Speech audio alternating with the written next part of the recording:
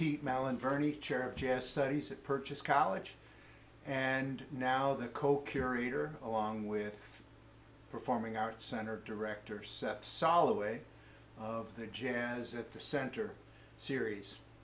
Of course, we're on pause now, as so many things are, but we look forward to mounting some music for you to enjoy live very shortly. But for now, this is a little Valentine, a little thank you to you all for being such generous supporters of Jazz at Purchase through the years, and we hope into the future.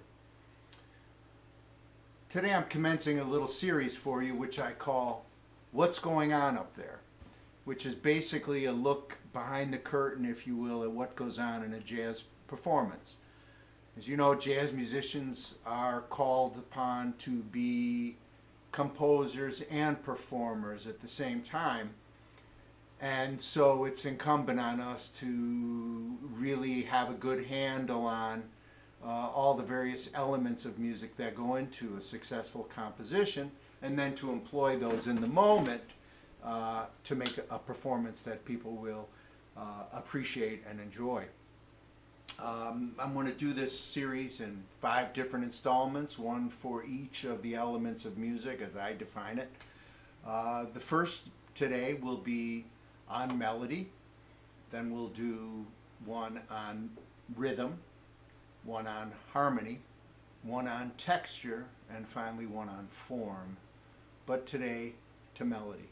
Here's a melody.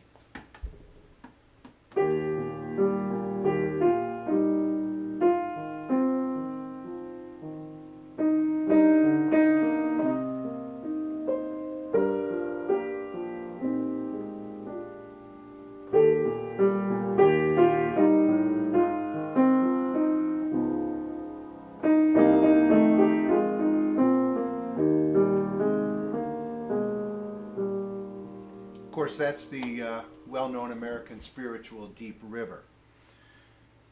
I always think about melody as being the element of music that affects most the heart. And I never heard of anybody say, oh, I get misty every time I hear that beat, or whenever I hear that chord, I get a little teary-eyed remembering this or that. But melody does that to us. I still get a little choked up every time I hear the Temptations do Just My Imagination. I'm suddenly back in 8th grade suffering my first heartbreak. But what is it that makes melody really? It's just an arrangement of tones, a bag of notes, if you will, put in a certain order. And it sort of revolves around, generally around tonality, in other words, a key center. Something can be in C major or E flat minor, etc., etc. The number I just played happened to be in the key of E flat. So, let's look at the E flat major scale. You've heard it all before, do, re, mi, fa, sol, la, si, do, and back down again. Well, the interesting thing about this, I think, is that each of those notes has a certain hierarchy. Some of the notes within that scale sound more home. For example, that note feels home. That note feels home, the 3rd of the scale. And the 5th of the scale, and then of course the tonic or the 1 up the octave also feels like 1, or feels like home. The ones that don't feel like home as much are perhaps the 2nd, the 6th, the 4th, and the 6th, and the 7th, right? So each of the notes has a certain thing to it. So if I go, right, kind of frustrating until I hit. So for example, that 7th step of the scale really leans to resolution. Not for nothing, we call that the leading tone of a scale, right? So that feels home, that feels home, that feels home, that feels like it wants to go here. That feels home, that feels home, That feels like it wants to go here, right? That's home, that's home, that's home. Wants to go here. So within the scale are all these requirements, what the next note needs to be, or is it good enough? Are we home? Have we resolved? And the good melodic composer needs to understand that. There's another thing about melody where we can play a melody or compose a melody that is scalar in nature, right? So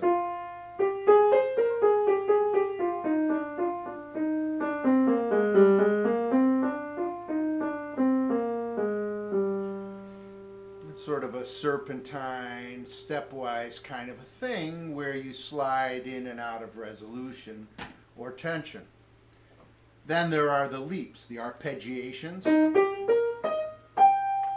or the wider leaps.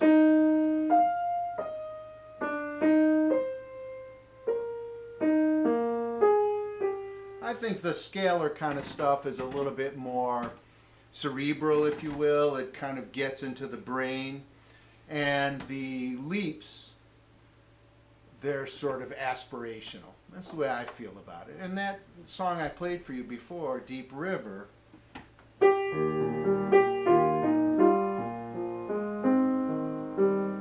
more or less stepwise. And then watch this. My home is over Jordan. That leap. My home is over Jordan, right? It really speaks melodically to the lyric, to the mood of the song. And these are the kinds of things we have to understand, and just as one can have a conversation, to have a fulsome conversation with somebody, it helps if we speak the same language relatively fluently. Well, it's the same thing with this. I don't necessarily, when I'm improvising, I don't necessarily think in terms of leap or stepwise, but I have a feeling that I'm trying to express and evoke in the listener, and I will melodically employ those leaps or that stepwise stuff. So I'm going to play for you now Deep River, and I am going to improvise a little section as well in which I'll try to employ some of the things we've talked about.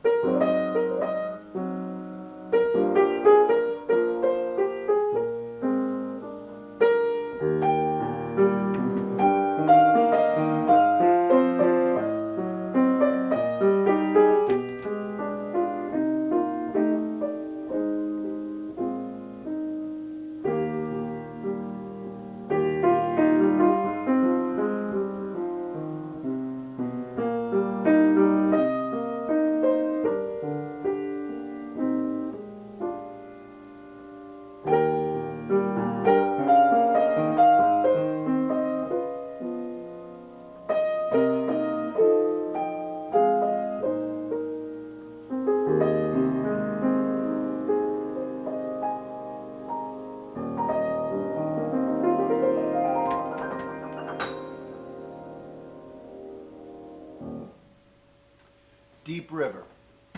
Next time we'll talk about rhythm. For today, thanks so much for joining me. Again, my name is Pete Malinverni. I'm Chair of Jazz Studies at Purchase College, and I look forward to seeing you down the road.